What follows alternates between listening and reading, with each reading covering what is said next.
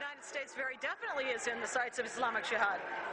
And the reason that we know that, for instance, comes to light in the recently concluded second trial of the Holy Land Foundation, which, as we know, was a trial held first in 2007, later in 2008, at which time they obtained, at the end of November last year, 108 unanimous counts guilty as charged, terrorist funding to Hamas. Now, among the documents that came to light in that trial are a number of documents of the Muslim Brotherhood. And among those documents are statements, very frank statements, if you will, that describe exactly what the Ikhwan, or the Muslim Brotherhood, intend for the United States. And they say, quoting loosely more or less, they say, we, the Ikhwan, we will sabotage your miserable house with our hands from within. In other words, their intention is to bring Islam to the United States, to bring down our Constitution and substitute it with Sharia.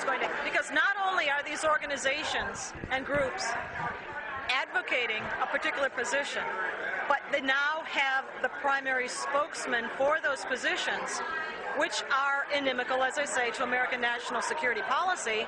Those spokespeople are now moving into the government, as in the case of Ambassador Freeman, as in the case, another one is Dr. Vali Nasser, who has just been appointed a senior advisor to Ambassador Holbrooke for policies related to Afghanistan and Pakistan, both of which border Iran. And so you not only have now the organizations of these different groups advocating for this kind of policy, you have their very spokesman being appointed into the administration. That, to me, is a very successful influence operation. And what's the source of this influence?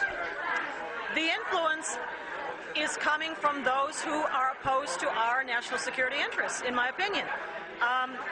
When you advocate a position for negotiations immediately with Iran, no preconditions, when you are willing to turn a blind eye to their nuclear weapons program, to their human rights abuses, to their support for terrorism, to their opposition to the peace process in the Middle East between Arabs and Israelis, when you have that kind of a policy position being urged and being seriously considered by the administration, as we see it happening right now, and the primary spokespeople for those positions being appointed to extremely high-level and influential positions within the government, then I think you have good reason for concern. This effort at promoting influence, advocating these positions, has been going on now for at least 5 to 10 years.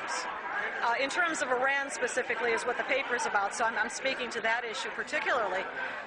If you're going to talk about Saudi Arabia influence, and that would be the Sunni side of things, obviously that influence has been going on since the oil money started pouring in back in the 1970s. They do with that oil money, and they exported their influence through building of mosques, through publications, through staffing of mosques with their preachers and imams, and as well they endowed American universities. And when you have that kind of influence coming in, there are strings attached. So I would argue to you that the graduates of the top programs in these universities in the United States, the Ivy League schools, the graduates of Harvard and Yale and Stanford and so forth, where do they go when they graduate? They go into the government. They go into the Department of State.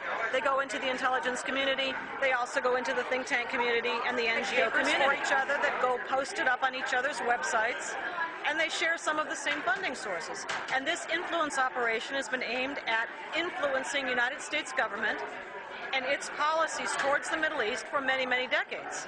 And it's very troubling, in my opinion, because it's so well funded and because it's inimical, in my opinion, to American national security interests.